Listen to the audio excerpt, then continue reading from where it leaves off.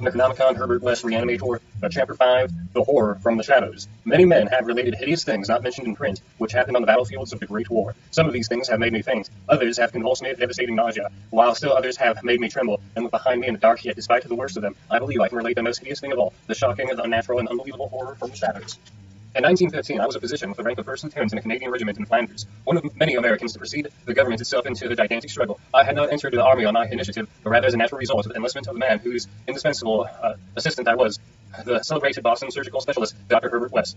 Dr. West had been avid for a chance to serve as a surgeon in the Great War, and when the chance had come, he carried me with him almost against my will. There were reasons why I would have been glad to let the war separate us, reasons why I found the practice of medicine and companionship of West more and more irritate him. But when he had gone to Ottawa, and through a colleague's influence secured a medical commission as major, I could not resist the imperious persuasion of one determined that I should accompany him in my usual capacity. When I say that Dr. West was avid to serve in battle, I do not mean to imply that he was either naturally warlike or anxious for the safety of civilization. Always an ice-cold intellectual machine, sliced blonde, blue-eyed, and spectacled, I think he secretly sneered at my occasional martial enthusiasms and censures of supine neutrality. There was, however, something he wanted in the battle of Flanders, and in order to secure it, he had to assume a military exterior. What he wanted was not a thing which was many persons want, but something connected with a peculiar branch of medical science which he had chosen quite clandestinely to follow, and which he had achieved amazing and occasional hideous results. It was, in fact, nothing more or less than an abundant supply of freshly killed men in every stage of dismemberment. Herbert West needed fresh bodies because of his work was the reanimation of the dead. This work was not known to the fashionable clientele who had so swiftly built up his fame after the arrival in Boston, but was only too well known to me, who had been his closest friend and sole assistant since the old days in Miskatonic University Medical School at Arkham.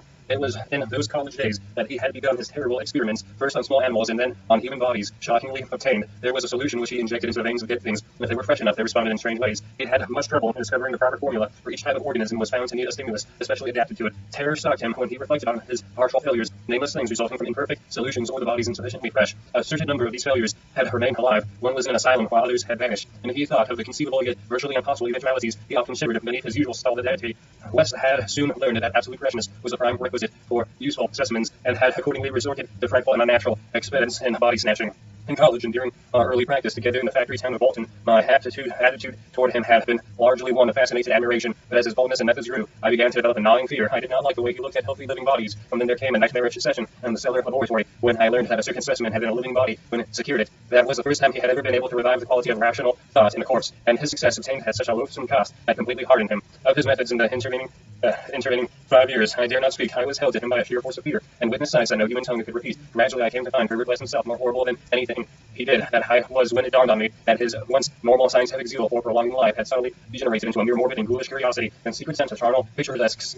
His interness became a hellish and perverse addiction to the repellently and fiendishly abnormal. He gloated calmly over artificial monstrosities, which he would make most healthy men drop dead from fight and disgust. He became, behind his pallid intellectuality, a fastidious Baudelaire, a physical experiment, a languid Elagabalus of the tomes.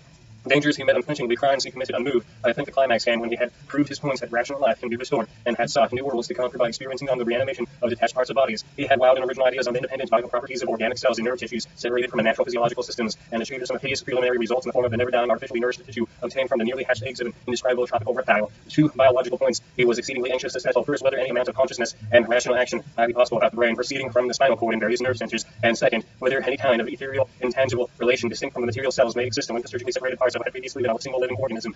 All this research work required a prodigious supply of freshly slaughtered human flesh, and that was why Herbert West had entered the Great War. The phantasmal, unmentionable thing occurred one midnight late in March 1915 in the field hospital behind the lines at St. Eloi. I wondered even now if it could have been other than a demonic dream of delirium. West had a private laboratory in the east room of the barn like temporary edifice assigned him on his plea that he was devising new and radical methods for the treatment of hitherto hopeless cases of maiming. There he worked like a butcher in the midst of his gory wares. I could never get used to the levity with which he handled and classified certain things. At times he actually did perform marvels of surgery for the soldiers, but his chief delights were of a less public, philanthropic kind, requiring many explanations of sounds which seemed peculiar even amidst the babble of the damned. Among these sounds were frequent revolver shots, surely not uncommon on a battlefield, but distinctly uncommon in a hospital. Dr. West's reanimated specimens were not meant for long existence or a large audience. Besides human tissue, West employed much of the reptile embryo tissue which he had cultivated with such singular results. It was better than a human material for maintaining life in organless fragments, and that was now my friend's chief activity. In a dark corner of the laboratory, over a clear incubating burner, he kept a large covered bat of this reptilian cell matter, which multiplied and grew utterly and hideously. On the night of which I speak, we had a splendid new specimen, a man once physically powerful and of such high mentality that a sensitive nervous system was assured. It was rather ironic, for he was the officer who had helped West in his commission, and who was now to have been our associate. Moreover, he had in the past secretly studied the theory of reanimation to some extent under West. Major Sir Eric Moreland Chapman,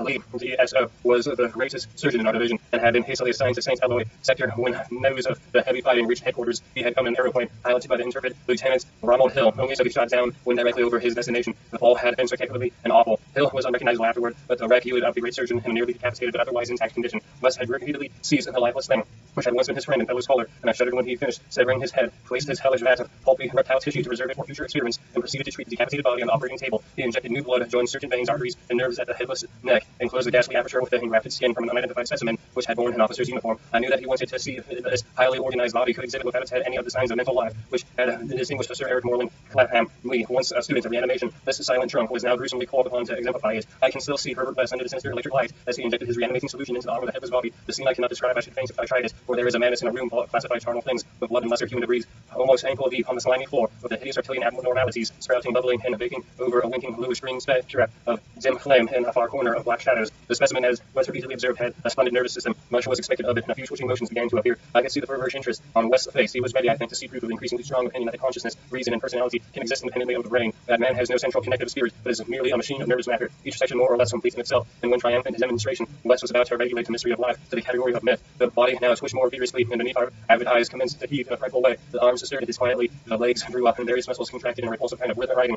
Then the headless thing threw out its arms in a gesture which was unmistakably one with desperation, an intelligent desperation, a family sufficient to prove every theory of Herbert West. Certainly the nerves were recalling the man's last act in life, the struggle to get free of the falling aeroplane. What followed I shall never positively know, and may have been a wholly hallucination from the shock caused at that instant by the sudden and complete destruction of the building in the cataclysm of a German shell fire. Who can gainsay it, since West and I were the only proved survivors? West liked to think that before his recent disappearance, but there were times when he could not, for it was clear that both had the same hallucination. The hideous occurrence itself was very simple, notably only for what it implied. The body on the table had risen with a blind and terrible groping, and we had heard a sound. I should not call that sound a voice, for it was too awful, and yet its timbre was not the most awful thing about it. Neither was its message. It had merely screamed, "Jump, Ronald, for God's sake, jump!" The awful thing was its source, for it had come from the large covered vat in the ghoulish corner of the crawling black shadows.